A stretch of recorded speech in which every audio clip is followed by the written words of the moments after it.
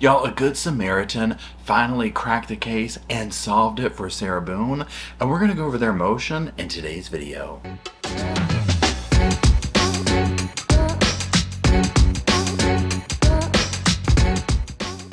Hello, Sofa Squad, and welcome back to the sofa.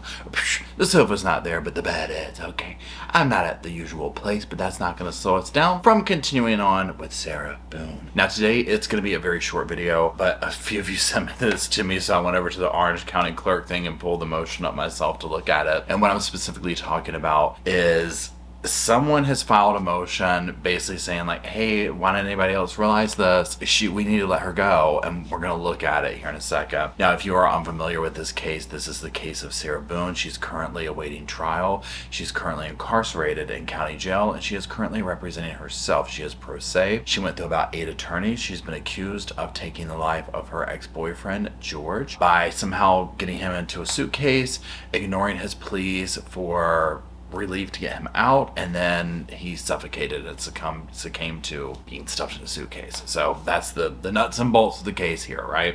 It's gone on for years. It's over the top. Sarah Boone's behavior is over the top, and so things like this don't surprise me. She does claim that she has tons of fans, and this maybe is one of them. So what we're gonna do is we're just gonna look at the motion together. We're gonna put the first thing on the screen here, and I'm just gonna be looking. My computer's right here, okay? So even though I might not be looking right here, okay, I'm looking right here, okay. Here we go. Now, you see here it says, referred to Judge Sarah Boone, inmate, Orange County Jail, attorney Sarah Boone. And then look over here on the left-hand side where it says Sarah Boone, restraints placed on 2/25/2020, arrest/booking, once in jeopardy on 4/13/2020, arraignment. Now, to the right of that is case number. Then it says motion to dismiss case charges with constitutional authorities. Okay, let's just go ahead before I say anything and go down to the next thing. Authority. The Constitution of the United States Amendment 6, specifically the right to a speedy trial, has been violated. The state of Florida has not met the requirements or proven good cause of delays. Unaffected substandard state-provided attorneys should have made this request long ago, proving this is fact. It's giving sovereign citizen, okay? Without even looking into that or whatever, there is a huge thing on the 6th Amendment with the sovereign citizen and all that type of stuff. They will latch onto things. Let's just go to the next page, okay? Now, you'll see here they have provided a Bill of Rights, okay? 1791, and they list them off here. Amendment 1, 2, 3, 4, 5. Let's just go ahead down to number 6, okay? And let's go over it. Let's just go over it, okay? So Amendment 6, in all criminal prosecutions, the accused shall enjoy the right to a speedy and public trial, which you definitely get in public, okay? That has not been violated. In fact, she wants the opposite, right? An impartial jury of the state and district wherein the crime shall have been committed, which district shall have been previously ascertained by law, and to be informed of the matter and cause of the accusation, to be confronted with the witness against him, to have compulsory process for obtaining witnesses in his favor, and to have the assistance of counsel for his defense. Okay, so, again, this person's saying, the speedy trial has been violated. This is, substandard this, substandard that, go on, let her out, right? What are we to say here? So here's the thing with this, and we see this happen in a lot of different cases and whatnot, where when it's very like explosive or very huge. I think we saw this like in Alec Murdaugh, maybe, where some random person showed up to file something. Definitely Daryl Brooks. Obviously we've seen some things go down in the Sarah Boone case. Also, referring back to the inmate records, things of that, her refusing attorney visits because she's like, oh, all these people are coming to see me and whatnot. Here's the thing. When you get a case like this, Wade Wilson, just think of these huge high-profile cases. This is high-profile, but not in the realm of like Wade Wilson, like these mega viral cases, even though this one is pretty viral, right?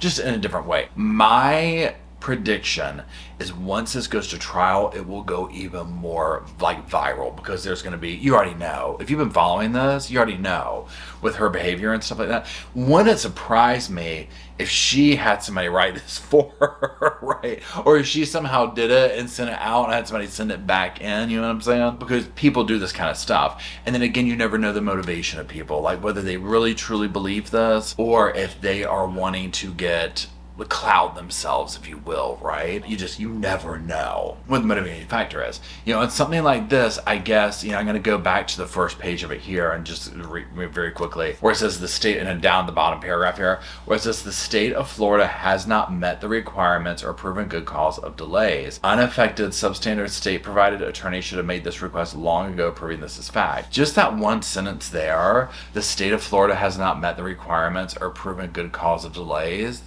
What? Are we watching the same case? You know what I'm saying?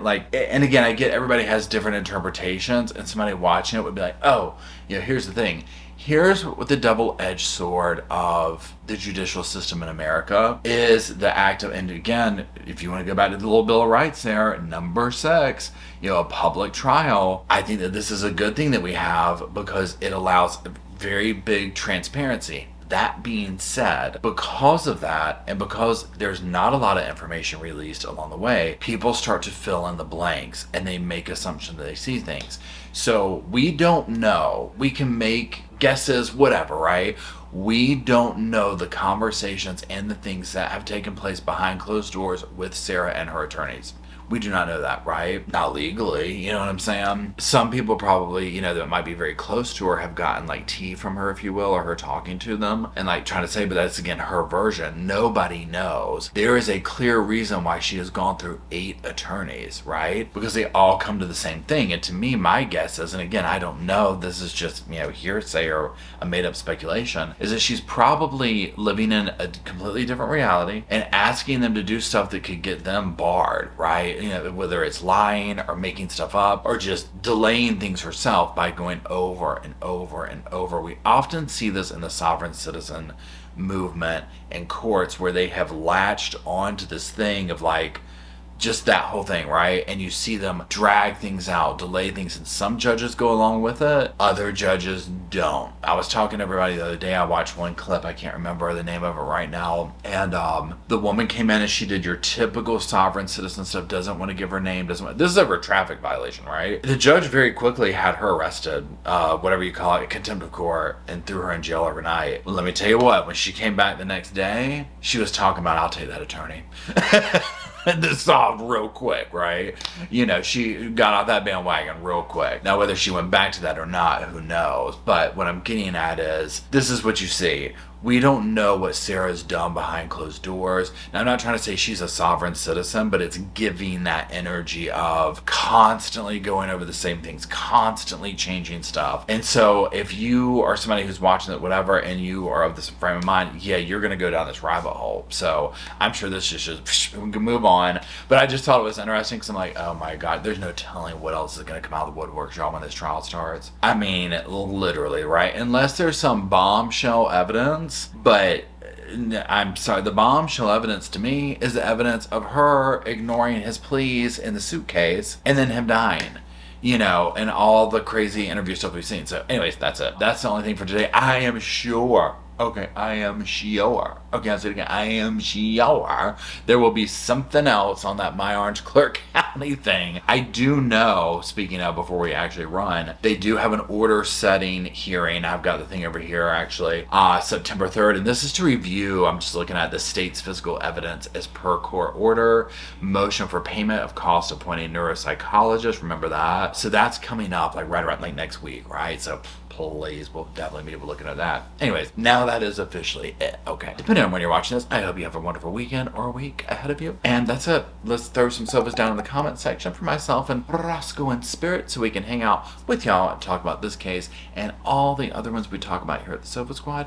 And until we meander our way down there, I'll see y'all soon. I just wanted to say thank you again for watching the whole video, and also thank you for being part of the Sofa Squad. Special thanks to all the Patreon members, channel members from both of my channels, everybody who likes, shares, subscribes, comments in the comment sections. It helps the channel out so much. Now, don't forget, I do have that other channel, the podcast channel. That's where we go live, we hang out, we talk. We have kind of sort of a schedule, but just be sure and check it out. I'll put it up here on the screen. Also, if you're looking for merch, be sure to check out my Teespring store.